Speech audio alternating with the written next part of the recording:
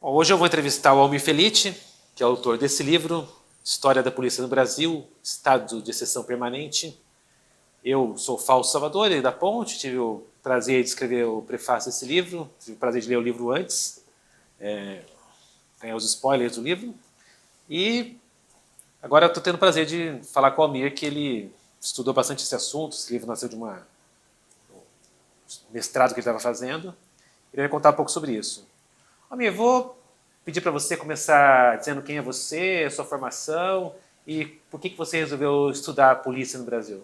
Bom, primeiro, obrigado pelo convite, Fausto. Agradeço aí a todo o pessoal da Ponte pelo excelente trabalho que vocês fazem nesse jornalismo de segurança pública tão importante, né, aqui para o nosso país. E sobre esse trabalho, Fausto, eu comecei o livro, mais especificamente, comecei como uma dissertação de mestrado, mas o trabalho em pesquisa, em segurança pública, em polícia, é algo que eu já vinha fazendo há alguns anos. Comecei, tem cerca de 8, 9 anos, lá no tempo ainda da graduação. Depois militei politicamente na pastoral carcerária também, trabalhei em partido com essa questão da segurança pública. É um trabalho de anos aí que eu já venho fazendo, que acabou desembocando nesse livro, nesse estudo, né? A dissertação, até curiosamente, eu comecei ela... primeiramente seria um outro tema, né? Eu falaria de polícia, mas a partir de um outro tema. Mas ao começar a estudar o contexto histórico da polícia brasileira, a evolução histórica, eu me interessei muito, né? Me saltou aos olhos a importância desse tema e a necessidade também, por ver que é um tema que ainda não tinha sido muito tratado expansivamente na literatura brasileira. A gente tem até alguns livros de história da polícia no Brasil, mas sempre eles são limitados a um estado, a uma polícia específica ou algum período específico. E eu sentia que faltava na literatura, na academia brasileira, faltava esse trabalho assim, um pouco mais completo nacionalmente, um compilado nacional trazendo a história das polícias num contexto realmente nacional. Então ele surge um pouco daí e fiquei muito feliz quando a Autonomia Literária aceitou aí o desafio de publicar esse livro. E ao longo dessa pesquisa, o que você descobriu sobre o surgimento das polícias no Brasil? Quando elas surgem com qual objetivo? Quais foram os inimigos que a polícia no Brasil surgiu para combater? Isso é muito interessante, Fausto, de perguntar, porque a gente, dentro dos próprios movimentos progressistas, movimentos de esquerda, a gente costuma criar... Eu digo que existem dois mitos muito fortes que a gente precisa quebrar dentro dos nossos próprios grupos, né? O primeiro deles é o de que a polícia militar ela teria nascido na ditadura militar. A gente já chega nessa parte também, mas a história da polícia militar é muito mais antiga do que isso, remetendo lá aos tempos do Império. E o outro mito, né, que a gente costuma repetir muito, e é um mito que traz um estigma racial muito forte, é justamente o mito de que as polícias elas surgem com uma preocupação para a manutenção do sistema escravocrata brasileiro. A verdade brasileira, já quebrando esse mito rapidamente, a verdade brasileira, na verdade, é muito mais racista do que esse mito que a gente criou. Por quê? Porque as polícias elas se desenvolvem não exatamente como uma forma de manter o sistema escravocrata. As polícias no Brasil elas se desenvolvem justamente a partir do momento em que a abolição da escravidão negra começa a crescer, começa a tomar forma. Quer dizer, a polícia não é para lidar com o escravo, é para lidar com o negro liberto. A polícia no Brasil ela tem uma história muito mais vinculada ao controle de negros livres do que ao controle de negros escravizados. Não que ela não tenha tido um papel também na manutenção da escravidão. Até 1800 e pouco a gente tem notícias da Polícia Militar de São Paulo, por exemplo, destruindo quilombos no interior de São Paulo. Ela cumpriu esse papel também. Mas o papel diário, o papel cotidiano das polícias no Brasil ao longo do Império era muito mais no controle da circulação de pessoas livres, da circulação de pessoas negras livres, de trabalhadores livres, do que de pessoas escravizadas. E a partir daí a gente vê algumas coincidências, né, entre várias aspas, coincidências históricas, de datas históricas no Brasil. Por exemplo, a primeira lei abolicionista que surgiu no Brasil é de 1831, a Lei Eusébio de Queiroz. E o processo abolicionista ele é um desenvolvimento, ele é um processo longo, né? Ele não surge de uma hora do dia para a noite. Em 1831 tem a Lei Eusébio de Queiroz, mas a gente vai ter depois lei do sexagenário, lei do ventre livre, na Inglaterra vem a lei Bill Aberdeen, até em 1888 a gente ter finalmente a Lei Áurea que abole de vez a escravidão. E essas datas coincidem com marcos da história da polícia. E essas datas coincidem completamente com os marcos de desenvolvimento da polícia e do sistema criminal brasileiro. 1831 é o ano da primeira lei abolicionista no Brasil, um ano antes, 1830, é o ano do primeiro Código Penal do Brasil, do Código Penal do Código Criminal do Império, que vai trazer criminalizações de condutas tipicamente do povo negro brasileiro, por exemplo, tipificação da capoeira, tipificação de ritos sagrados, né, de religiões de matrizes africanas, mas principalmente a criminalização da vadiagem. O que é o crime de vadiagem? O crime de vadiagem nada mais é do que uma pessoa não ter renda, não ter trabalho e não ter um teto. Isso num país em que a abolição está avançando e que pessoas negras estão saindo da escravidão, mas sem uma política de moradia, sem uma política de renda fixa, sem uma política de trabalho ou de terra, é logicamente que as pessoas que vão incorrer nesse crime são essas pessoas negras que estão saindo de uma situação de escravidão para uma situação de liberdade. Nunca vai ser o filho do barão branco que não tem trabalho e que vai ser preso na rua porque está sem fazer nada. De forma alguma. A gente pode dizer categoricamente que a criminalização da vadiagem foi, em outras palavras, uma criminalização da pobreza e especificamente da pobreza de pessoas negras. E você conta, inclusive, que as pessoas negras, ao separadas pela polícia na rua, tinham que provar que não eram escravizadas. O próprio Eusébio de Queiroz, se não me engano, na época chefe de polícia, não me lembro agora o cargo que ele ocupava, mas era algo ligado à segurança pública. O próprio Eusébio de Queiroz tem uma fala, num documento no Rio de Janeiro, a essa época, invertendo o ônus da prova, né? Ele dizia que, na dúvida, caso a polícia visse uma pessoa negra andando livre pela rua, na dúvida ela deveria ser considerada escrava. Cabia a essa pessoa negra ter as provas, apresentar as provas de que ela era ou alforriada ou de que ela já era uma pessoa livre, né? Uma inversão do ônus da prova que não é muito diferente do que a gente vê hoje, por exemplo, com crimes de tráfico, né?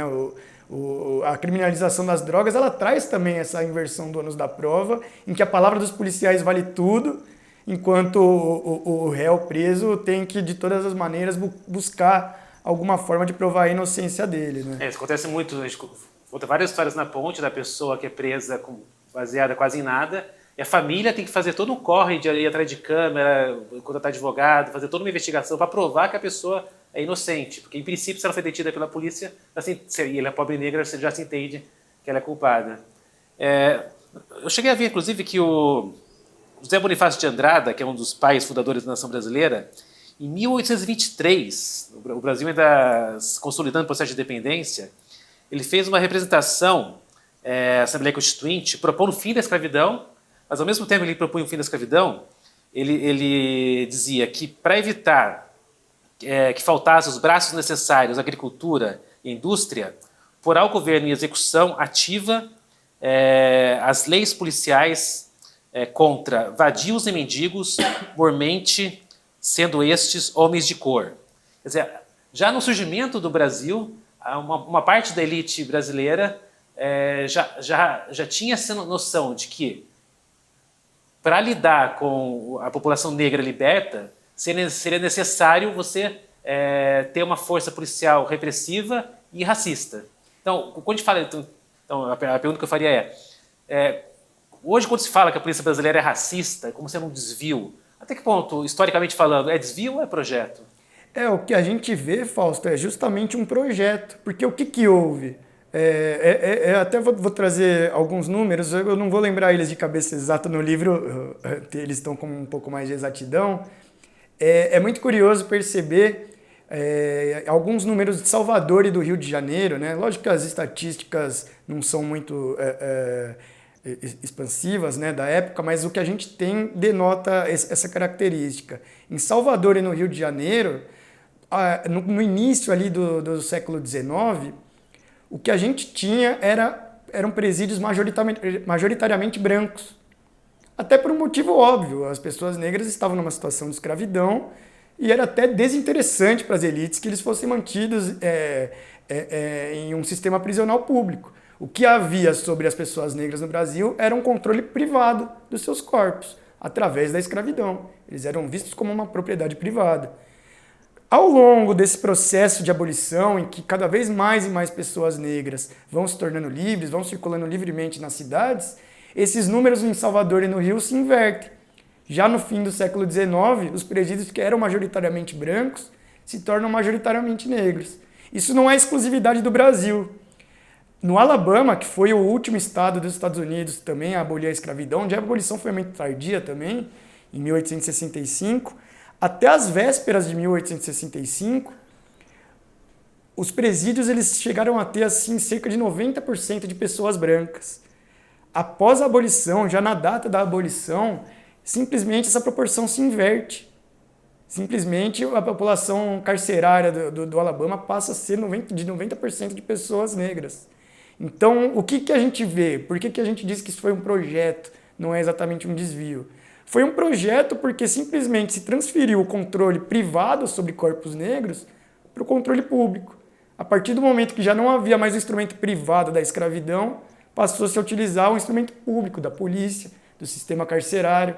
E até voltando aí, né, as coincidências, né, que a gente tem de datas, né, falo do Código Criminal, que aí a gente está falando mais de direito penal, mas falando de reformas policiais, em 1831, que é o mesmo ano da primeira lei abolicionista no Brasil, a gente tem o primeiro Código de Processo Criminal no Brasil, que vai trazer a figura dos delegados, a figura dos chefes de polícia. Vai haver uma grande reforma em 1841 expandindo esse sistema.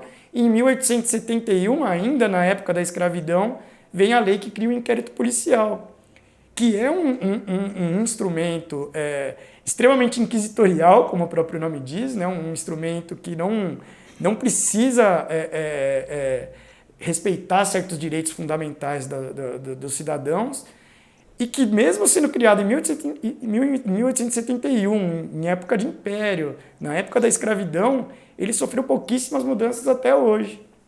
Né? Então, assim, o que eu trouxe aqui é só o desenrolar histórico das polícias civis no Brasil, do trabalho da polícia criminal. Mas a gente pode também falar da polícia militar, aí quebrando um pouco do outro mito que eu havia trazido, de que elas surgem da ditadura militar. Né? Sim, então, pelo que você fala, na verdade, as polícias militares...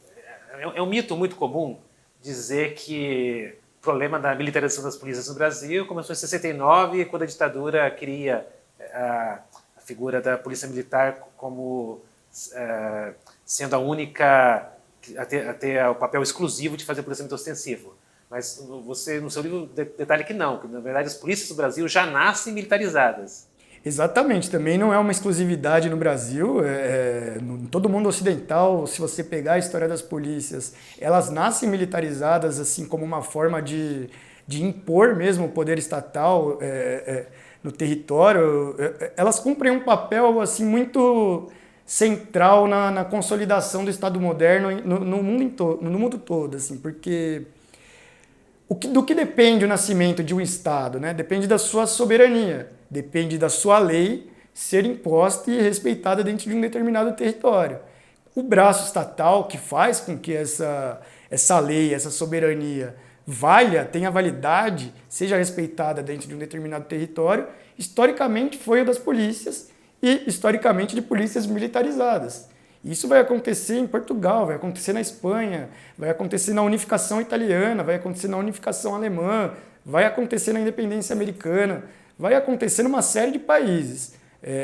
Então, a princípio, eu diria que a militarização ela respondeu a essa tentativa de um Estado nacional se impor.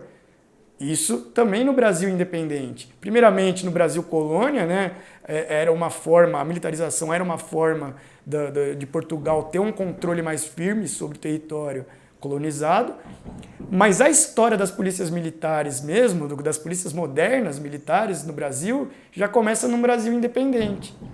E aí, mais uma coincidência, também no mesmo ano da primeira lei abolicionista, 1831, o Império do Brasil passa uma lei que a partir dali as províncias, os estados, poderiam criar os seus próprios corpos militares. Tanto é que a maior parte das polícias militares no Brasil comemora o nascimento das suas instituições a partir de 1830. As exceções aí são Rio de Janeiro, que surge na época da vinda da família real portuguesa, Pernambuco, a de Minas Gerais, que tem a ver com o ciclo do ouro, mas basicamente todas as polícias militares no Brasil elas vão nascer a partir dessa lei de 1831. Então, todos os países, os estados nacionais surgiram com polícias militarizadas, e isso é uma tendência, digamos, quase universal. Mas a permanência da polícia militarizada como existe no Brasil é uma coisa mais nossa, né? Olha, essa permanência também é algo que a gente precisa discutir um pouco mais, porque as polícias militares elas ainda se mantêm em países europeus, nos Estados Unidos, ainda existem polícias militarizadas, né? O que muda muito é a questão da função delas, né? Na Europa, por exemplo, você tem a GNR em Portugal, os Carabinieri na Itália. Todos eles continuam militarizados, mas geralmente eles cumprem mais uma função de fronteiras, de policiamento de fronteira. O efetivo deles não é o principal efetivo do país. Eles têm polícias voltadas para o policiamento cotidiano, voltado para o cotidiano da sociedade civil, realmente com caráter civil, né? Aí está a grande diferença do Brasil. A nossa polícia militar ela cuida do cotidiano policial brasileiro, né? E aí a gente cai na questão de onde vem o mito de que as polícias militares elas surgiram na ditadura militar. De novo, né, algumas coincidências históricas, né, algumas coincidências de data. Em 1968, no Brasil, a gente tem uma série de levantes contra a ditadura militar, o movimento estudantil, movimentos sindicalistas. Não só no Brasil, né, no mundo todo, o ano de 68 foi muito efervescente, né? E a gente sempre lembra de qual foi a principal resposta da ditadura militar a esse ano de 68. Foi o AI-5, em dezembro de 68. O que a gente esquece é de uma segunda resposta, muito importante também, que a ditadura deu a esses movimentos, que é o Decreto 667 de 1969. O que esse decreto faz exatamente? Ele não cria as polícias militares porque elas já existiam ali há mais de 100 anos. O decreto, ele impõe que a partir dali o policiamento ostensivo, que é o policiamento de rua, é o policiamento cotidiano, é aquele policial que quando a gente sai na rua a gente vê como o próprio nome diz, o ostensivo, o policiamento que se mostra. Esse decreto de 1969 impõe que a partir dali esse policiamento do dia a dia vai ser exclusividade das polícias militares. Por quê? Porque até então as polícias militares elas se mantinham mais aquarteladas. O dia a dia das polícias militares era o quartel. Elas eram usadas mais para movimentos de grande vulto, para grandes protestos, para grandes manifestações, para fazer uma repressão. A cavalaria era utilizada para conter greves. E quem fazia esse cotidiano policial, o policial que você via na rua todos os dias, era o policial civil, por meio das guardas civis que eram subordinadas à figura do delegado e das polícias civis. A partir dessa lei de 1969, desse decreto, você vai ver as guardas civis, geralmente municipais, algumas estaduais, você vai ver elas sumindo, sendo engolidas pelas polícias militares, e a partir dali se cria esse ciclo fracionado de policiamento que a gente tem até hoje, onde a gente tem uma polícia civil que faz a persecução criminal e a investigação, e uma polícia militar que é puramente ostensiva e de manutenção de ordem. E é o que se chama de militarização do cotidiano, né? É o que eu chamo de militarização do cotidiano. E essa militarização do nosso cotidiano, ela vai muito além desse policial que está na nossa esquina, desse policial que está na nossa rua. Por quê? Porque quando a gente começa a analisar o processo de redemocratização do país, que foi um processo extremamente problemático, né? É um processo para muitos incompleto, apesar de eu discordar de alguns pontos quando se chama isso de incompleto. O que a gente vê nesse processo foi, por exemplo, um decreto em 1983 que pega que cria o sistema de inteligência na Polícia Militar, que hoje a gente conhece como P2, né? A palavra aí que desde as manifestações de 2013 muita gente ficou na língua do povo, né? Essa palavra do P2, eles pegam esse sistema do P2 e subordinam eles ao Exército Nacional. O que significa isso? Na redemocratização, o Brasil acabou com o DOPS, realmente. Finalmente, pusemos um fim aos DOPS, as delegacias de polícia política. Mas a gente pegou a polícia militar, a polícia que simplesmente está em todo canto do Brasil, e transformou ela também num braço de uma polícia política, ao criar essa P2, que é um sistema de inteligência, o maior sistema de inteligência policial do país, que não é a BIM, não é Polícia Civil, não é Polícia Federal. O maior sistema é a P2 da Polícia Militar e subordinou ele ao Exército Nacional. Então não só esse policiamento do cotidiano foi militarizado, não só o nosso cotidiano foi militarizado, como a inteligência policial também foi completamente militarizada. E é algo totalmente opaco, ninguém controla esse sistema de inteligência, ninguém sabe o que ele está fazendo. É algo completamente obscuro, né? Se o policiamento cotidiano da PM já é algo obscuro, já é algo em que muitas vezes vocês do jornalismo têm muitos problemas para ser sadados, a lei de acesso à informação muitas vezes é completamente ignorada, você imagina para sistemas de inteligência policial, em que basta você, como polícia, alegar uma segurança de Estado, alegar uma informação aguda demais, para você sonegar essa informação para jornalistas, para a sociedade civil. Bom, e você comentou então que durante o Brasil Império a polícia servia principalmente para lidar com os escravos libertos, né, controlar essa população negra que estava deixando de ser escravizada, e a partir da República a polícia passa a ter outros inimigos. Quais são? A partir da República surge não só no Brasil, mas no mundo todo a questão social, a questão do que no mundo todo se convenciona chamar as classes perigosas.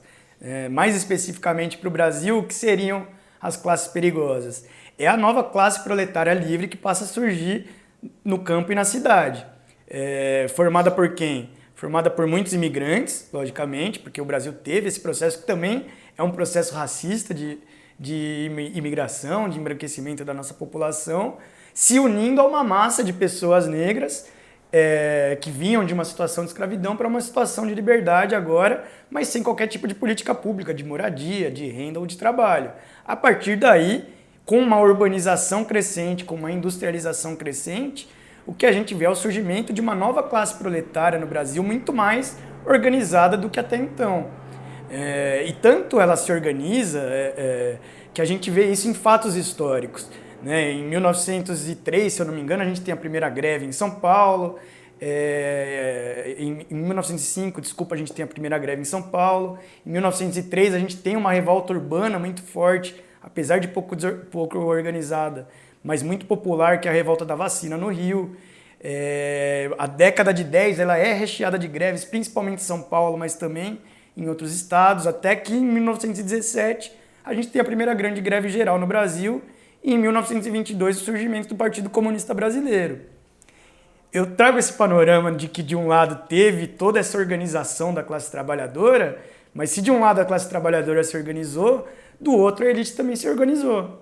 E como ela se organizou? Se organizou via Estado.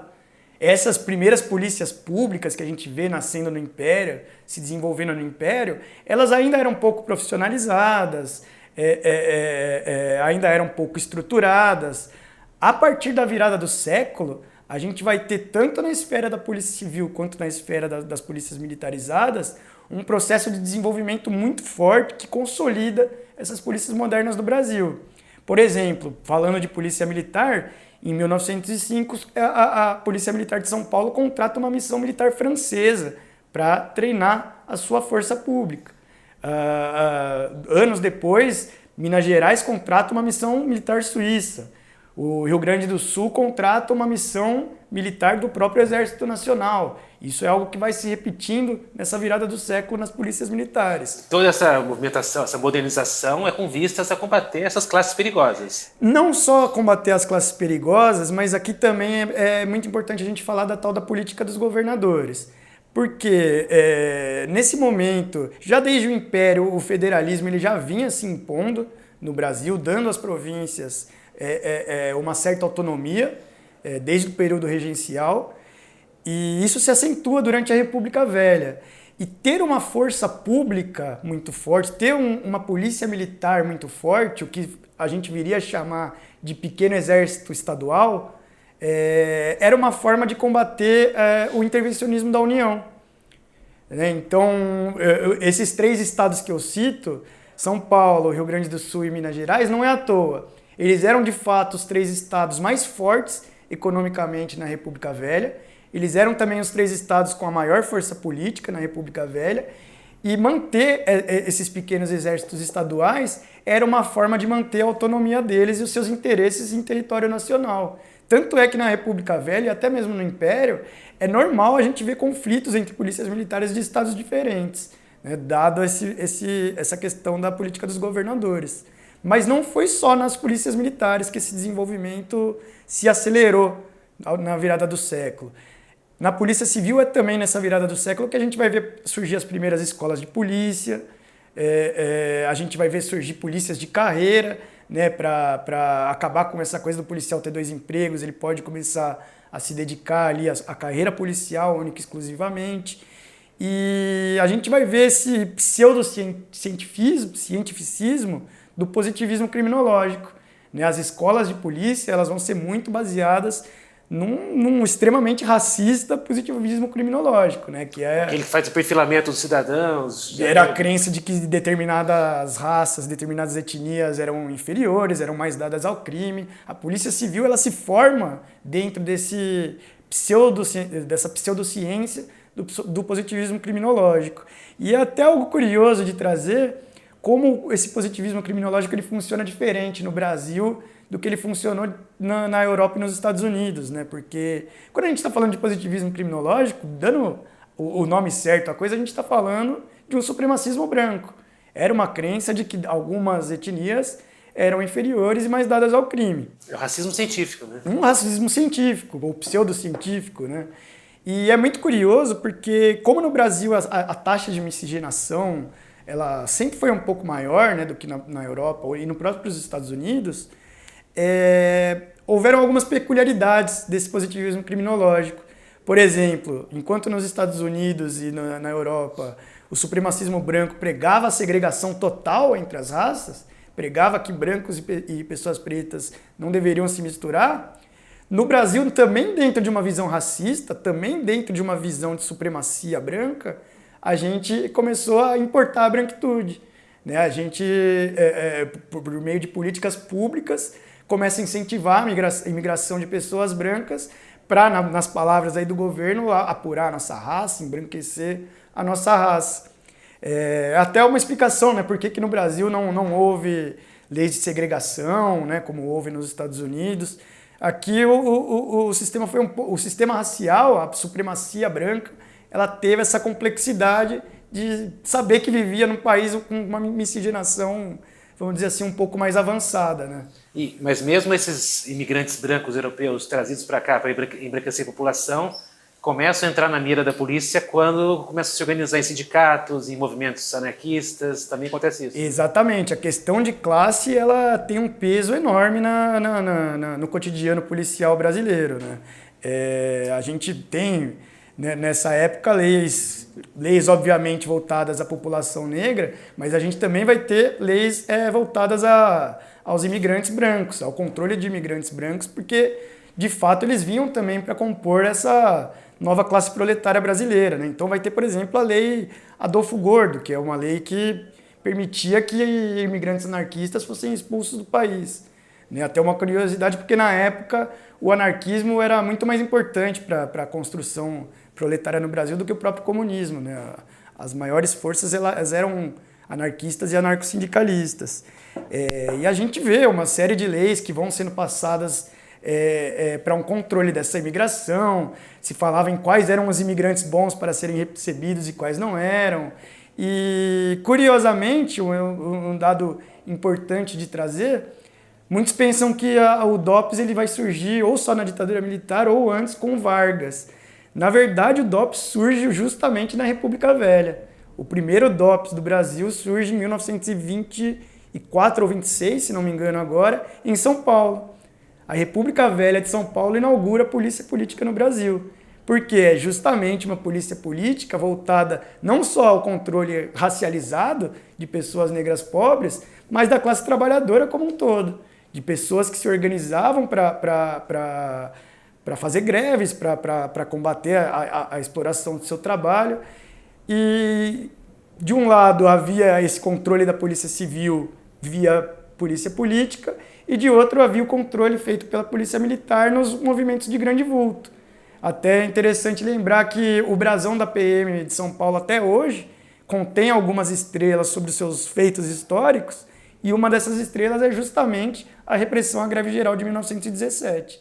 Aliás, o brasão da PM de São Paulo é um exemplo de uma organização que não tem vergonha do seu passado de repressão a movimentos populares. Tem várias estrelas ali simbolizando momentos como esse. Você pode falar um pouco mais? Da revolta de Canudos até ao golpe de 64, é impressionante perceber como todas as estrelas do brasão da Polícia Militar do Estado de São Paulo fazem menção à repressão de um movimento social.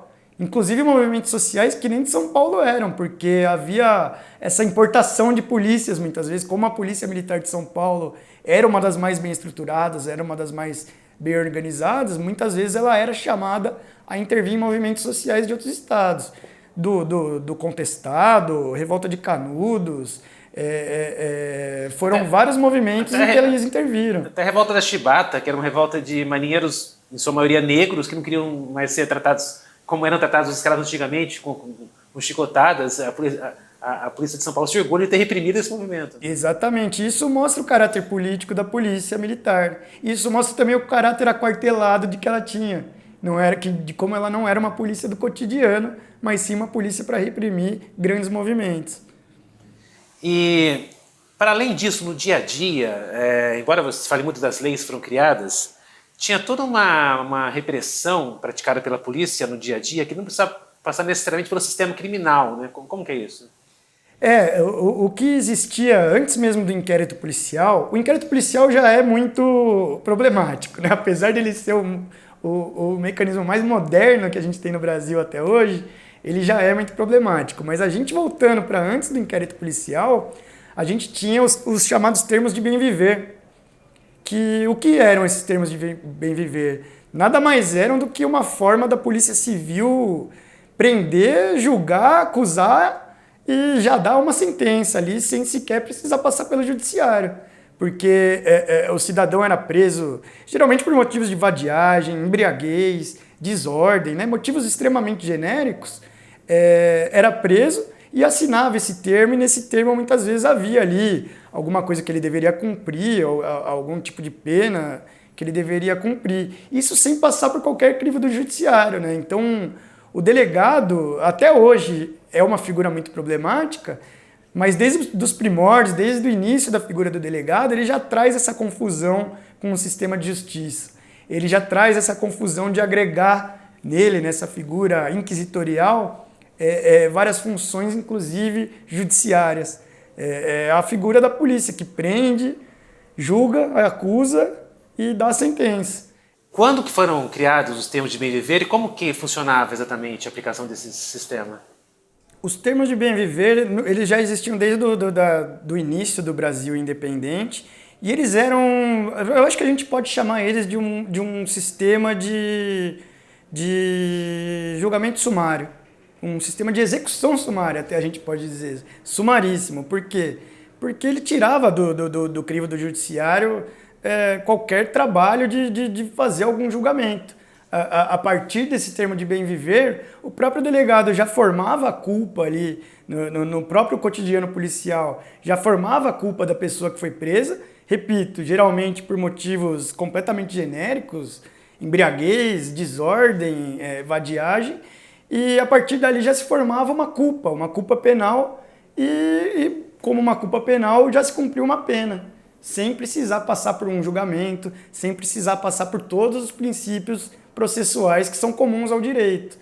E o inquérito, ele não resolveu, de certa forma, essa inquisitorialidade dos termos de bem-viver. O que significa dizer que o inquérito no Brasil ele é inquisitorial? Inquisitorial significa dizer, como o próprio nome do inquérito diz, né, ele é uma peça inquisitorial, embora alguns juristas discordem, digam que ele é um processo, ele é um misto de acusatório com inquisitorial. Por quê? O que seria num processo acusatório, o réu ele tem direito à ampla defesa, ele tem direito à indicação de provas, ele tem direito ao contraditório. No inquérito policial, com a desculpa de que ele ainda não é uma peça processual, ele é anterior ao processo, portanto ele não formaria a culpa, com essa desculpa, o inquérito policial e o delegado de polícia que preside esse inquérito não precisam respeitar certos direitos processuais da pessoa que está sendo acusada. Inclusive a ampla defesa. Inclusive a ampla defesa. O delegado ele não é obrigado a produzir uma prova só porque o acusado pediu, ele não é obrigado a colher uma prova testemunhal só porque o acusado faz o pedido, ele não é obrigado nem a respeitar completamente o contraditório, de ouvir tudo que a parte da defesa teria a dizer. Tudo sob essa desculpa de que o inquérito ainda não é processual. Os que defendem esse sistema dizem que não é nenhum problema, porque todas as provas, para serem consideradas válidas, têm que ser produzidas depois somente na fase processual. Mas não é bem verdade. É muito comum que se leve em conta provas produzidas somente na fase do inquérito. É exatamente esse o problema que se mantém até hoje. Desde 1871, lá no Império, no tempo da escravidão em que ele foi criado, esse problema é mantido até hoje. O que acontece? No cotidiano jurídico, no cotidiano dos tribunais, o que acontece é o processo criminal ser uma mera reprodução do inquérito. Quem já trabalhou, eu já tive a oportunidade de trabalhar com advocacia criminal, uma inicial, vamos dizer assim, de um processo criminal é basicamente a cópia do inquérito. Copia e cola do inquérito. É naquilo que o juiz vai começar a basear o seu julgamento, vai começar a basear a sua produção de provas. Então a instrução, né, que é a fase ali em que a defesa tem direito a fazer a sua defesa, ela é muito mitigada. Porque o inquérito já chega ali na parte processual, já chega aos olhos do juiz com uma posição de verdade absoluta. Né? E aí a gente tem toda a questão da palavra dos policiais sendo usada na grande maioria dos casos como prova única para a prisão de uma pessoa, o que é absurdo. A palavra dos policiais, o testemunho dos policiais é uma prova que tem valor como qualquer outra prova, ela não é uma prova que deveria ser mais valorada que as outras. Então o inquérito policial ele nunca sanou esses problemas. Isso é algo que tem que ser corrigido urgentemente. É como se a gente estivesse dando poder aos delegados, um poder de juiz.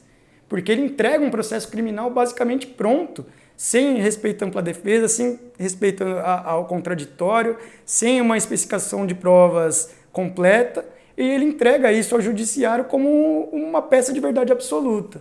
Eu já vi processo em que o juiz levou em conta, por exemplo, não de maneira determinante, mas mencionou como algo a ser levado em consideração a confissão informal feita somente o réu e a polícia militar sem mais nenhuma testemunha. Exatamente. A confissão, a gente já começa por aí. A confissão no inquérito, ainda que não seja informal, ainda que seja formalizada, ela não tem valor processual. Tudo só passa a ter valor processual a partir do momento que é avaliado pelo juiz. Não deveria ter. Então, mesmo uma confissão feita numa delegacia, expedida a termo e tudo mais, assinada pelo acusado, ainda assim ela só pode virar uma prova a partir do momento que ela é analisada por um juiz. E mesmo assim, uma confissão, novamente, nenhuma prova é mais do que outra. Não existe um tipo de prova que seja mais válido do que outro. A confissão ela vale como qualquer outra prova. O problema é que o inquérito policial ele dá essa maquiagem de verdade absoluta aos processos que se iniciam no judiciário. E algo que dá muito poder também para o delegado, para os policiais militares que estão na rua, é um caráter muito aberto da legislação que tem no Brasil, especialmente aquela que é usada para combater os negros e pobres. Você fala das normas penais genéricas, abertas ou de perigo abstrato, que é uma característica muito forte do policiamento no Brasil. Eu queria que você comentasse isso. Que leis são essas? Historicamente, quais são as de hoje e como isso foi usado? Fausto, no livro, assim, né, o que eu trago, né, de ponto comum na história das polícias no Brasil é a manutenção de 3 traços que caracterizam a nossa polícia como um mecanismo de Estado de exceção permanente. Falo do militarismo e da inquisitorialidade que a gente já trouxe aqui, mas há um terceiro traço que é esse justamente do nosso direito penal. Mas é um traço do direito penal que impacta diretamente no trabalho cotidiano policial. Por quê? Porque o trabalho cotidiano policial, desde o início da história, está baseado em algumas normas penais que são, como eu digo, muito abertas, muito genéricas ou de perigo abstrato. O exemplo mais patente é o da vadiagem, né? que a gente já trouxe aqui. E a vadiagem, a gente tem alguns dados assim de que até anos 50, mais ou menos, elas, ao que tudo indica, elas ainda eram o maior índice de encarceramento no nosso país. E elas continuam a ser usadas ainda que menos até os anos 80, né? Elas na lei ainda existe, mas vamos dizer assim que ela já deixou de ser aplicada, né? Mas a gente vê crimes de desordens. O que é desordem? Crimes de embriaguez, mera embriaguez, e principalmente a partir ali da década de 20, ganha muita força com Getúlio Vargas e depois com a ditadura militar também, os crimes contra a ordem política e social, que basicamente era o crime de ser oposição no país, né? Ser oposição a essas figuras ditatoriais. Então, o que a gente analisa na população carcerária brasileira ao longo desses anos mais passados, não são pessoas presas por roubo, por homicídios. É até curioso que existem alguns estudos que indicam que a taxa de homicídios no Brasil era relativamente baixa até os anos 60. Só a partir dos anos 70 que elas começam a explodir. Tem um trecho que você lê, um estudo do Rodrigo Maia, que identificou quem eram os principais alvos da polícia no Rio de Janeiro no início do século XX. Pequenos agricultores, vadios, capoeiras, anarquistas, imigrantes, jogadores, alcoólatras, prostitutas. Basicamente é uma questão racializada de classe, com base nesses crimes que são ou de perigo abstrato, como é a vadiagem, porque o crime de abstrato é justamente um crime que você não precisa cometer um ato. Só de ter uma determinada conduta, você já é considerado criminoso. Por exemplo, o crime de vadiagem. Ou por crimes extremamente abertos. Você pega as leis de segurança nacional, as leis que regularam o que eram crimes contra a ordem política e social. É muito difícil, você pode determinar que qualquer coisa, qualquer conduta oposicionista pode se enquadrar dentro desses crimes, né? Então, esse componente racializado e de classe, de ideologia, ele foi muito forte por muito tempo no Brasil. E aí o que a gente vê durante a ditadura militar é um novo componente, que é o início da guerra às drogas no Brasil, a partir ali da Lei de Drogas de 76. Né? Não que as drogas não fossem criminalizadas antes, mas havia sim leis criminais, mas elas eram tratadas mais a partir de um ponto de vista sanitário.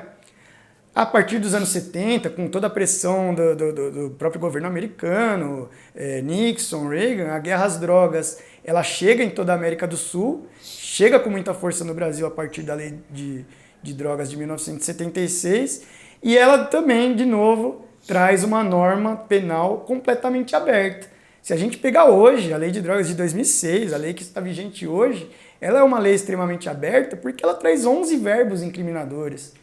Pegar, trazer, guardar, não sei o quê, ao ponto assim de passar um baseado de uma pessoa para outra, você pode enquadrar como um pequeno traficante já, porque é uma lei penal completamente aberta. A lei de drogas assume o mesmo papel social que tinha a lei de vadiagem anteriormente? De certa forma, sim. Hoje ela encarcera cerca de 40% da população carcerária brasileira e a gente sabe que são pessoas com cor, com CEP, com endereço muito bem definidos.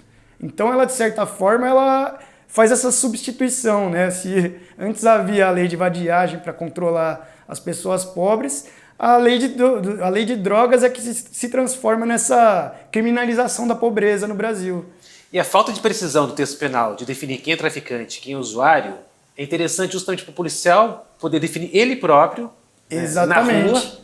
Na rua, com critérios sociais e raciais. Né? Essa falta de definição jurídica abre uma maior discricionariedade para o policial agir. Ele fica com uma margem muito grande para agir, porque a lei penal é aberta demais. A lei penal é pouco específica. Logicamente que se a gente vive num país em que a polícia tem um histórico racista, um histórico de controle de classe, um histórico de controle ideológico, Obviamente que dentro dessa amplitude ele vai agir dessas 3 formas problemáticas, como controle racializado, como controle dos mais pobres.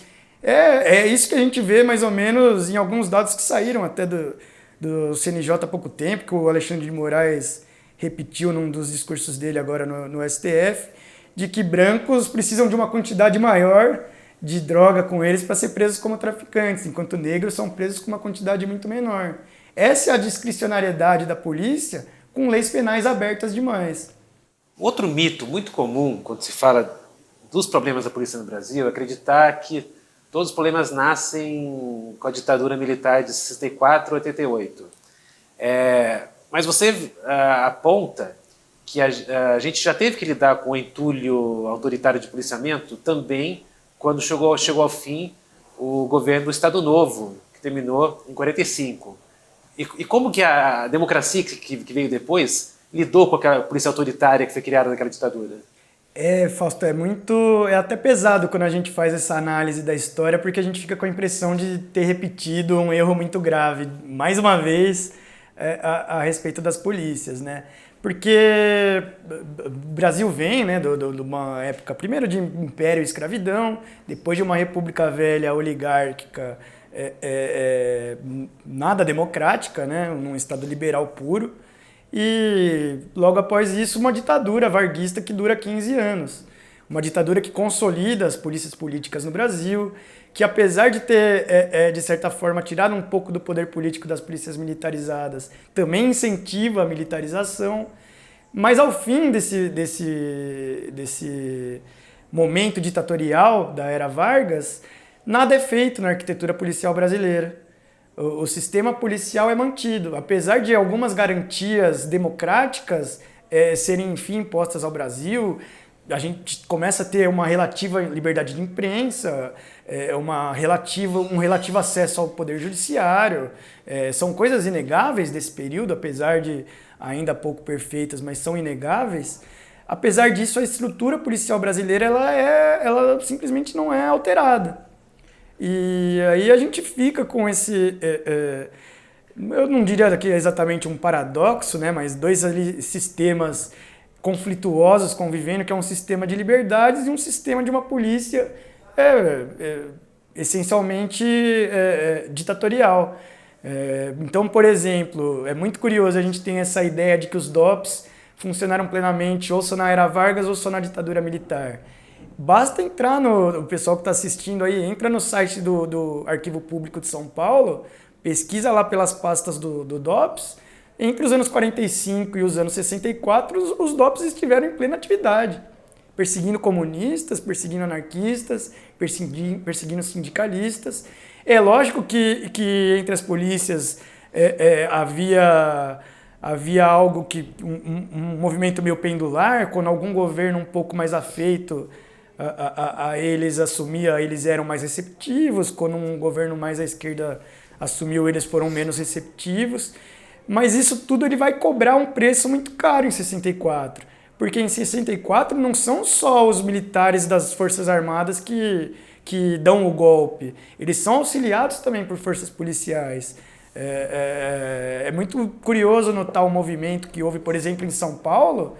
O governador de São Paulo, que era anti-João Goulart, era um dos principais rivais do João Goulart, ele praticamente dobra o efetivo da polícia militar em 2 anos, já como uma ameaça ao governo federal.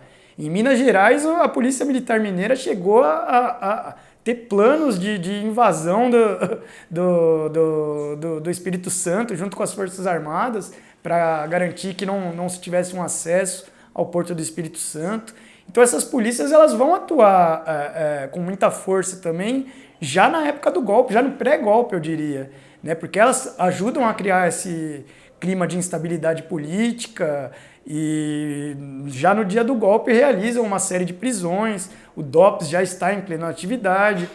Então a gente pagou um preço por essa atitude, por essa falta de atitude de mudar o sistema policial brasileiro. Como o período democrático que veio depois de 45 não trabalhou para democratizar essas polícias autoritárias, o caráter autoritário delas acabou colocando em risco a própria democracia depois de 64. Lógico que não somente elas, né? O papel das Forças Armadas é realmente o mais crucial, desde a fundação da Escola Superior de Guerra em 1948, se eu não me engano. Há uma reviravolta ideológica muito forte, né, nas Forças Armadas, um alinhamento muito forte com os Estados Unidos, mas as polícias elas cumprem esse papel de força auxiliar muito forte, sim, também no golpe de 64. E é um erro que agora, pós-redemocratização, né, pós-Constituição Cidadã, a gente cometeu. Eu acho que a gente até piorou, porque antes o sistema policial, essa arquitetura policial, do policiamento fracionado, da polícia militar ostensiva, ele não era constitucionalizado. A Constituição Cidadã colocou ela no texto constitucional, colocou essa arquitetura no texto constitucional. Então hoje é até mais difícil de se mudar essa arquitetura, né? Agora o texto constitucional diz que a Polícia Militar é a Força Auxiliar e Reserva das Forças Armadas. Né? Exatamente, o que era decreto virou poder de Constituição. E como tem sido o comportamento dos governos da nova república em relação à polícia? Especialmente dos governos Lula, que agora estamos vendo de novo, né? Você pode falar sobre como elas lidaram com esse legado autoritário das polícias? Fausto, acho muito bom você trazer essa pergunta, porque eu vejo uma certa diferença, não nos governos, mas na atitude das instituições policiais. Porque se a gente analisa a história das polícias, apesar dela ter esse papel repressivo, ela sempre atuou como uma força auxiliar de uma elite que estava no poder e dava ordem para esse papel repressivo, vamos dizer assim, né? Na época do Império e na República Velha, as polícias eram completamente alinhadas com as oligarquias estaduais, ao ponto delas até brigarem entre si quando as oligarquias brigavam entre si. Na era Vargas, ele centraliza ali tudo na figura do chefe de polícia do Rio, do Filinto Miller, que é o braço direito do próprio Getúlio Vargas. Na ditadura militar, as polícias se comportam como uma força auxiliar das Forças Armadas. Até a própria Polícia Civil, em vários momentos, trabalha junto com as Forças Armadas.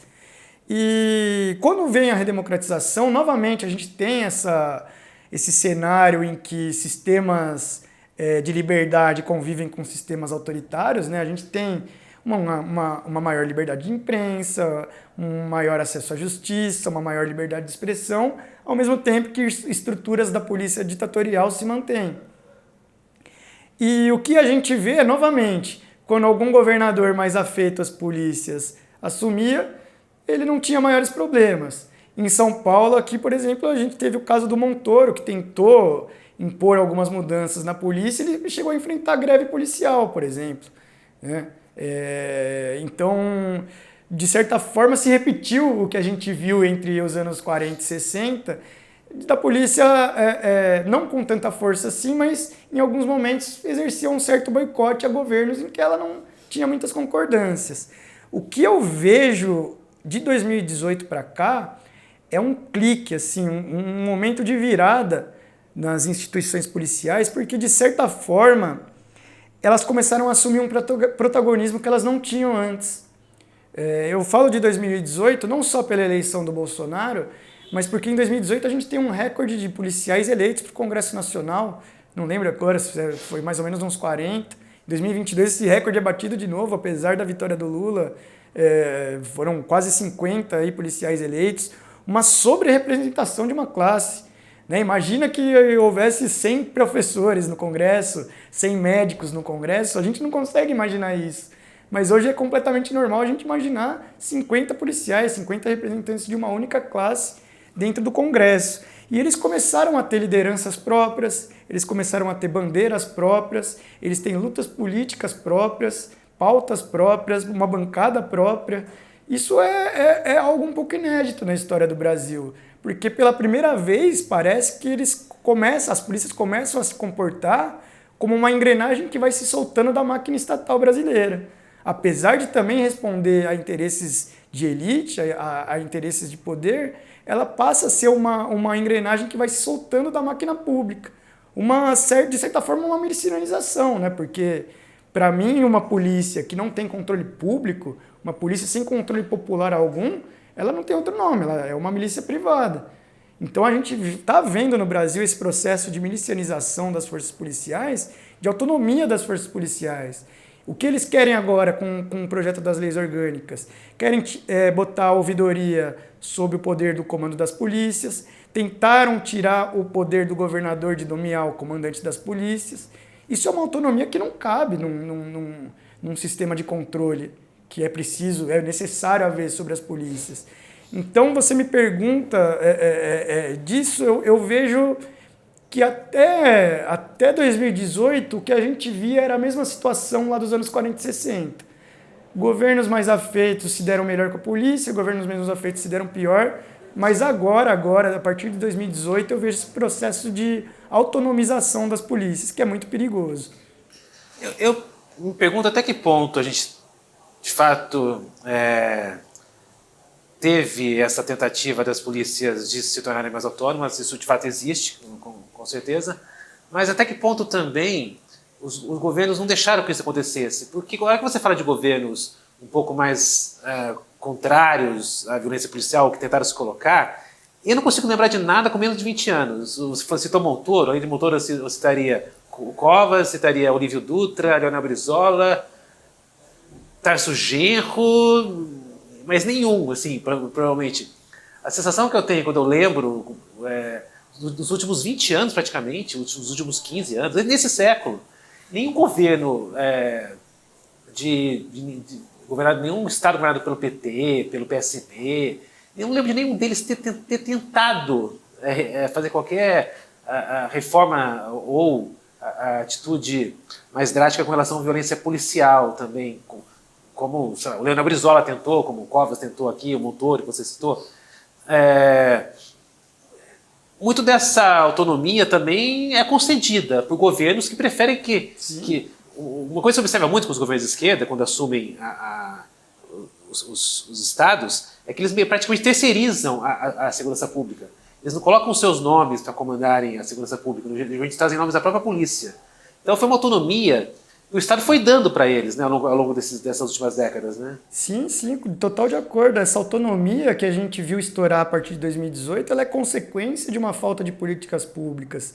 Política nacional, por exemplo, de segurança pública, a gente foi ter nos últimos anos do governo Fernando Henrique, mesmo assim completamente incipientes. Depois com o Lula a gente até tem Pronace, mas também são sempre propostas muito incipientes que ignoram a estrutura policial, ignoram que ela precisa ser mudada, que ela precisa ser transformada, né, a chamada arquitetura policial, e focam em planos de estudo, planos de formação, como assim, quase que uma ingenuidade de que se a gente tiver uma formação em direitos humanos para a polícia, ela vai ter um comportamento mais voltado aos direitos humanos.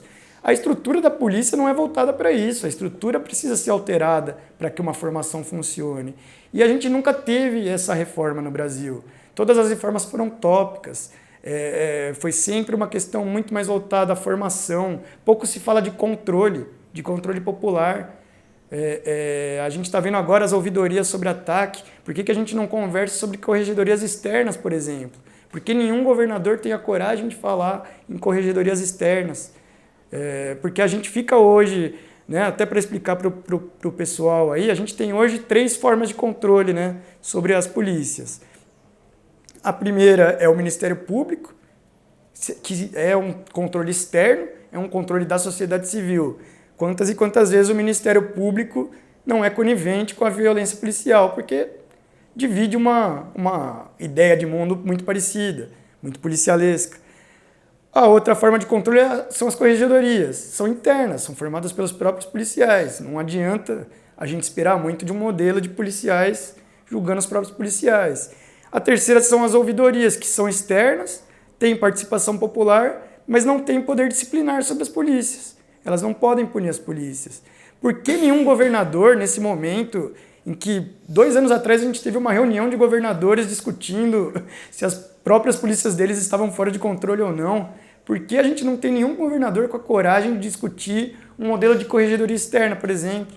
Ou por que no Congresso agora, que a gente tem 2 leis orgânicas sendo discutidas, a da Polícia Militar, inclusive, já passou da Câmara para o Senado, porque a esquerda, os setores progressistas, os setores do governo estão ignorando esse debate?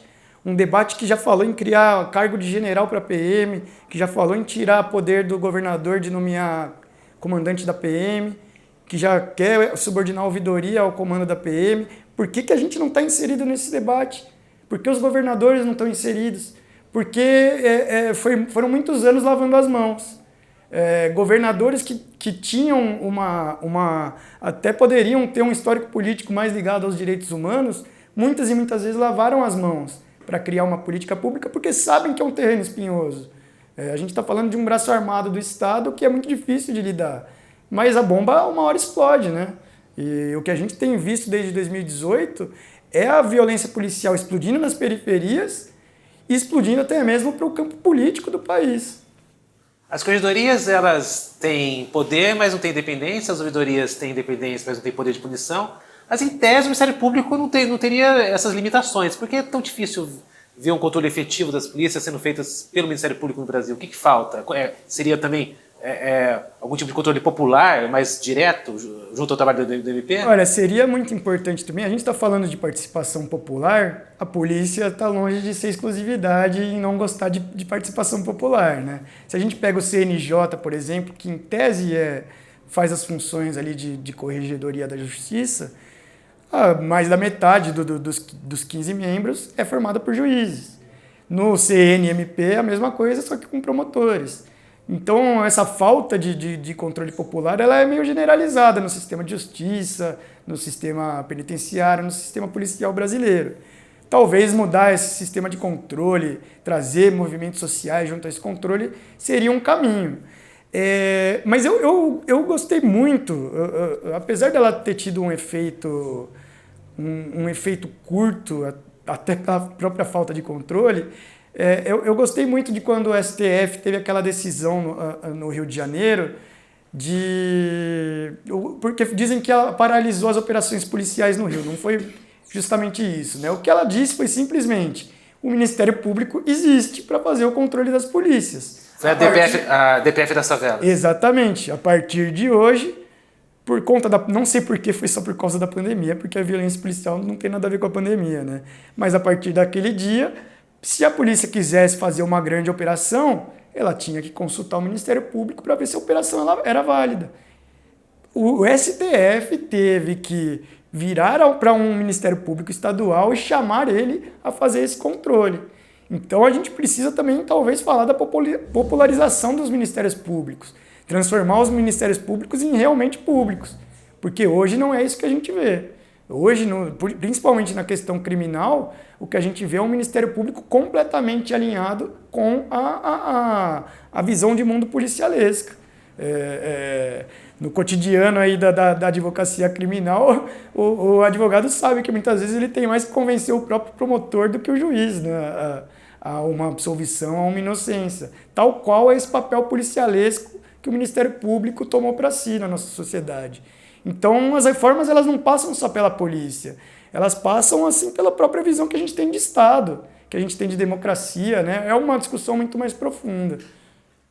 E para realmente ter uma diferença na atuação da polícia, você precisa ter reformas profundas, senão pequenas reformas pontuais tendem a ser engolidas. A gente viu agora há pouco tempo a grande esperança Durante um tempo se falava muito, por exemplo, a principal tese do livro do Caco Barcelos, Rota 66, é de que o problema era da violência policial, da impunidade dos policiais, era o fato de que os policiais eram julgados pelos seus pares. Até por conta do livro, veio Hélio Bicudo, que transferiu o julgamento dos crimes dolosos contra a vida para a justiça comum. Isso não alterou em nada, os policiais continuam a matar até mais depois dessa lei. Agora, há pouco tempo, a grande esperança de redução da violência policial são as câmeras, né, as body cams, que durante o tempo realmente conseguiram reduzir a violência policial, mas agora já teve um massacre no Guarujá, onde já se viu maneira de burlar o uso de câmera. Então, um ponto que, inclusive, o Alex Vitali fala no livro Fim do Policiamento, é que reformas pontuais são inúteis e tendem a ser engolidas pelo sistema se você fizer reformas muito mais profundas.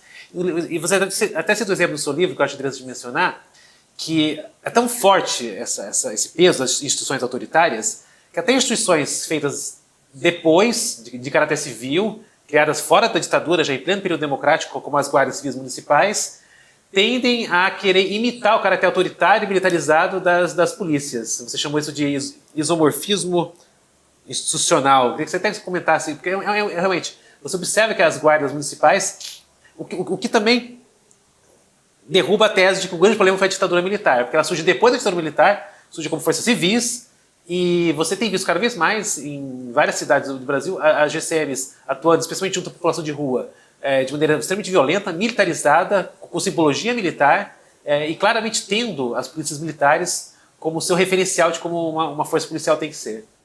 Exatamente.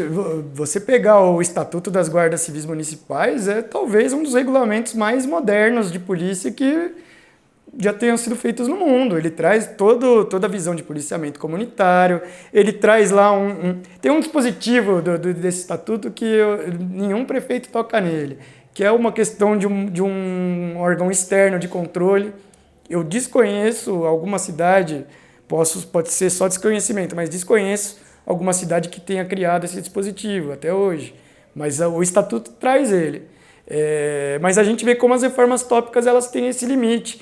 A gente pode citar outros exemplos aqui, a gente fala tanto de policiamento comunitário, a UPP teve bases na ideia de policiamento comunitário. Aqui em São Paulo a gente já teve os COBANs. Os COBANs e os UPPs funcionaram única e exclusivamente como uma forma de ocupação de território. Nas UPPs aumentou ainda mais a questão da violência policial. A gente tem aqui em São Paulo a questão dos CONSEGs, os Conselhos de Segurança. Os Conselhos de Segurança foram tomados pela própria polícia, por gente da bancada da bala, por gente ligada à bancada da bala. Então essas reformas tópicas, realmente, elas têm sérias limitações no modelo de sociedade que a gente construiu, no modelo de Estado democrático de direito que a gente construiu. Então, de fato, quando a gente fala, talvez, de qualquer problema, que a gente venha falar de qualquer problema social, as reformas mais profundas, elas se tornam necessárias, elas se mostram necessárias porque reformas tópicas tendem a ser engolidas pela visão de mundo que foi construída já antes. Mas aí a gente tem que falar sobre o nosso próprio Estado democrático de direito, o que é um Estado democrático de direito, o que é uma democracia, como a democracia ela sempre conviveu e dependeu de certas violências, não só no Brasil como no mundo, né, que é o conceito de Estado de exceção permanente que eu trago no livro. Aí a gente vai de uma visão de mundo diferente, uma visão cultural diferente, mas isso não significa, acredito eu, que algumas reformas mais urgentes, mesmo sendo tópicas, não possam ser feitas, porque a situação pode piorar. A gente está pensando, lógico, no melhorar a situação, mas a situação também pode piorar. Por exemplo, hoje no Brasil, se a lei orgânica das polícias militares é passada com algumas reformas que diminuem ainda mais o controle sobre as polícias militares, a gente vai ter uma bomba prestes a explodir daqui a alguns anos, né? Então, talvez... lógico, uma corregedoria externa talvez não seja ali a panaceia de toda a segurança pública no Brasil, mas certamente ela vai mitigar essa volta conservadora que a gente está sofrendo agora. Então eu não sou contrário a essas reformas tópicas. Eu só acho que a gente precisa entender o limite delas para caminhar com as grandes mudanças que o nosso mundo realmente precisa, né? E aí... toda uma questão de realmente Estado democrático de direito é a forma perfeita de sociedade que nós criamos, ou a gente pode radicalizar a democracia? É possível radicalizar a democracia? Aí a gente entra em algumas outras questões que eu acredito que é possível que a democracia seja radicalizada, que formas de poder sejam mudadas, para a construção de um poder de um caráter mais popular. E isso sim seria a grande mudança que teria um impacto geral em todo esse assunto que a gente está falando. Mas sem descartar o dia de amanhã, né? Eu gosto muito daquela história, né, que contam, né? Você vai ajudar uma pessoa que está numa situação de rua, é lógico que ela precisa de políticas públicas para ser tirada dali, precisa de uma política pública que dê abrigo, mas se ela não receber um cobertor naquele dia, ela morre de frio naquela noite, né? Então eu acredito que algumas mudanças urgentes, a gente precisa debater sim, ainda que elas sejam utópicas. A gente não pode confiar nas câmeras como, por exemplo, as câmeras corporais, como algo que vai resolver a nossa situação.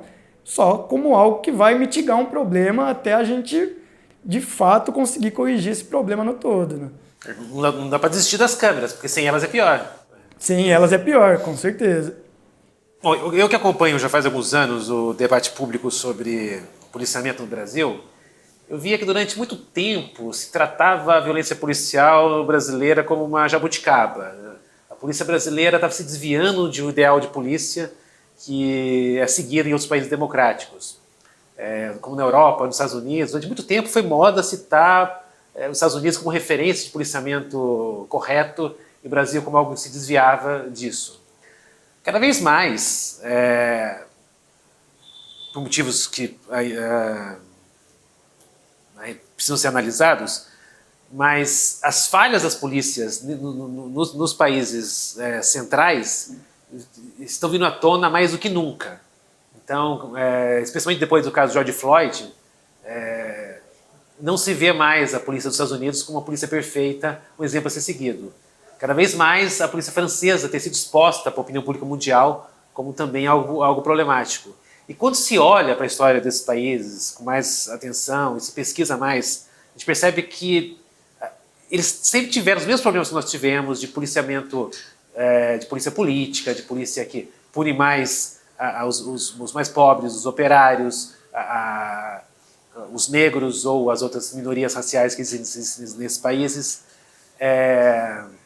Assim perguntando, então, até que ponto a nossa polícia segue o mesmo padrão que existe em outros países tidos como democráticos? Qual o papel real que essa polícia acaba desempenhando? Na verdade, Fausto, você até é curioso se falar, mas se teve uma polícia que não se desviou do seu caminho no mundo foi a do Brasil, né? Ela sempre seguiu esse caminho do controle, né, do estado de exceção permanente. Mas quando a gente analisa a história das polícias no mundo, em todo o mundo, principalmente no mundo ocidental, a história delas está muito ligada à consolidação do Estado liberal no mundo todo. Então ela nasce justamente como um mecanismo de consolidação desse Estado liberal. E como Estado liberal, estamos falando de um Estado burguês, de princípios burgueses, de princípios que entram em conflito com princípios sociais, que só viriam a surgir mais tarde com a organização da classe trabalhadora, com os ideais socialistas, com ideais sindicalistas. Então, historicamente, a polícia no mundo todo ela tem esse viés de controle. É curioso notar como as polícias militarizadas na Europa, por exemplo, elas foram fundamentais para a fundação dos Estados nacionais na Europa. A unificação da Itália, por exemplo, teve uma base muito forte nos Carabinieri, que até hoje é a polícia militarizada da Itália. Em Portugal, a GNR é um braço dessa polícia militarizada. A polícia francesa vem, né, a Gendarmerie vai vir lá da Maréchaussée, mais antiga ainda. Esse histórico de controle social está na veia das polícias de todo mundo. Para mim, assim, o exemplo mais catedrático, assim, que mostra mais descaradamente esse caráter mundial da polícia é quando a gente fala de polícia política. Se criou essa ideia, muito, né, na imprensa, um senso comum, se criou essa ideia de que a polícia política era ligada a regimes mais de extremos políticos, né? Então a polícia política ela era típica, foi típica do comunismo stalinista com a KGB, ou na Alemanha Oriental com a Stasi, ou foi típica da Alemanha nazista com a SS, com a Gestapo. Só que assim... E o FBI não é polícia política. O primeiro registro de polícia política na Rússia é antes da própria Revolução Comunista. Não sei o nome, Oksana, algo assim. Ela surge na época ainda do czar, se eu não me engano. A polícia política, a primeira que a gente tem notícia no mundo, surgiu na França. A Surrete, no berço do liberalismo mundial. A polícia política surgiu lá. O FBI, o embrião de FBI, vai surgir nos Estados Unidos já nos anos 30. Aqui no Brasil não foi nem com Vargas que surgiu, foi na ultraliberal República Oligárquica de São Paulo. Né? Então, se convencionou de que a polícia política ela tem essa ligação ideológica, não, a polícia política foi um traço de todas as polícias do mundo. Porque o controle político está na veia da instituição policial no mundo todo. Nos Estados Unidos também é outro exemplo, né? Os Estados Unidos também é outro exemplo. O FBI só foi perder algumas atribuições políticas quando a CIA foi criada mais tarde e tomou para si algumas funções. Mas o FBI nasce como uma polícia política e até hoje se comporta como uma polícia política, né? Ela é responsável por alguns assassinatos políticos, se eu não me engano, o rapaz do Porto Rico, que lutava pela independência do Porto Rico, é meio sabido, né, que a morte dele foi pelas mãos do FBI.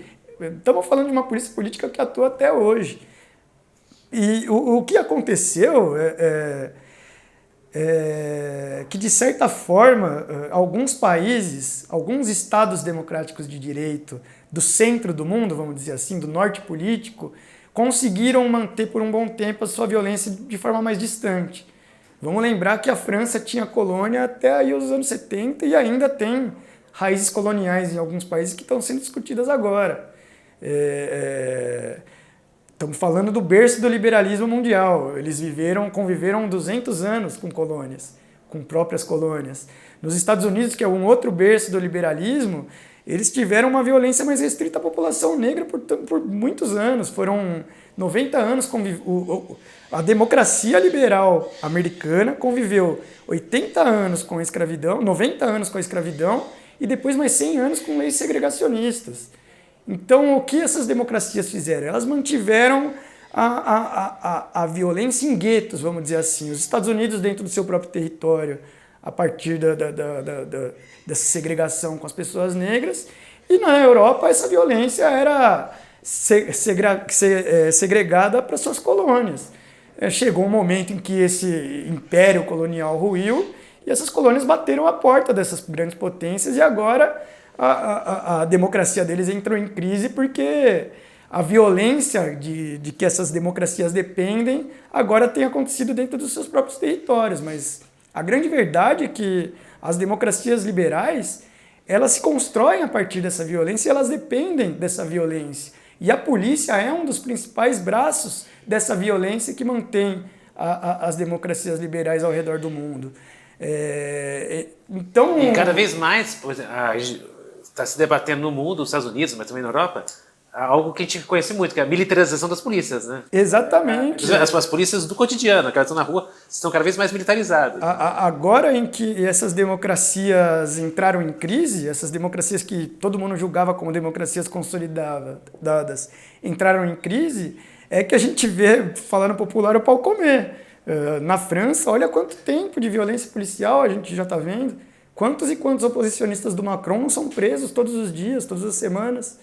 O próprio Macron teve uma proposta presidencial, não veio nem do Congresso, veio dele mesmo, de proibir que as pessoas filmassem as ações policiais. Nos Estados Unidos tem o Patriot Act, né, pós-terrorismo, que também retira uma série de direitos das pessoas. Então, assim, o que a gente está vendo nessa crise das democracias é um estado de exceção permanente que sempre esteve ali vigente para certas camadas das populações, se expandindo cada vez mais e mais na forma de um estado policialesco. Simplesmente esse estado de exceção permanente tem atingido mais pessoas do que atingia antes. Mas essa história de que havia um modelo, um exemplo a ser seguido, era uma farsa. Porque essas democracias todas, elas sempre conviveram com a violência. É um termo... Aí até uma crítica que vai para o pessoal das ciências humanas, às vezes a gente gosta muito de criar termo novo, né, para coisa que já existe, né? Mas quando o pessoal hoje na televisão fala em necropolítica, né, você liga lá na Globo News, eles estão falando em necropolítica. Necropolítica é isso, a necropolítica simplesmente é o Achille Mbembe, um autor camaronês que sabe muito bem do que está falando, dizendo, olha, gente, as democracias liberais, elas são violentas. Talvez vocês não tenham experimentado essa violência, mas a maior parte do mundo experimentou. né? Olha a Palestina, olha a África, olha a Ásia, olha a América do Sul. Ele até compara muito, ele diz que a Palestina é o exemplo mais bem acabado de estado de exceção permanente, né? E ele faz uma descrição assim do cenário palestino, e no livro eu faço uma comparação desse cenário com um cenário no Rio de Janeiro. O cenário de uma favela no Rio de Janeiro, blindados no chão, helicópteros atirando pelo ar. Parece que ele não está falando da Palestina, parece que ele está falando do alemão no Rio de Janeiro. E muitas vezes com tecnologia israelense, né? Exatamente. Essas coisas comunicam, né? Exatamente. Então é um Estado policialesco que está assim, desvendando a farsa do que são os Estados democráticos de direito. Os Estados democráticos de direito estão muito longe de ser essa maravilha que o mundo ocidental sempre pregou. Eles nada mais foram até hoje do que um eurocentrismo, do que uma ideia de que o modelo na Europa é sempre o modelo melhor. Por isso que eu falo em radicalização da democracia. A gente precisa radicalizar a democracia. A gente precisa superar esses problemas tipicamente liberais que as democracias liberais trazem em si, que é essa violência distante, essa violência na qual ela se apoia. Resolver o problema da polícia, na verdade, envolve algo muito mais amplo, que é resolver o problema das próprias democracias liberais, né? Sem dúvida, eu acho que não só os problemas da polícia. Lógico que a polícia é sempre o órgão que mais vai se destacar quando a gente fala de fascistização e tudo mais, mas o sistema de justiça também não passa por esse problema, o Ministério Público, as escolas não passam por esse problema. Olha as nossas escolas aqui no Brasil sob ataque de pessoas querendo afinar o conhecimento que se coloca nelas. Nos Estados Unidos esse movimento está impressionante. Se eu não me engano, agora não sei se é Geórgia ou se é Flórida, mas estão passando leis assim que estão proibindo livros, coisa assim. A gente pensa que é da Idade Média, não, é típico também do Estado democrático de direito liberal que a gente vive. Na Flórida, principalmente. Se não me engano, é na Flórida. Proibiram até a discussão de teoria racial crítica. Exatamente. A gente vai dizer que isso é uma volta da Idade Média, a gente vai de novo fechar os olhos para os problemas das democracias liberais.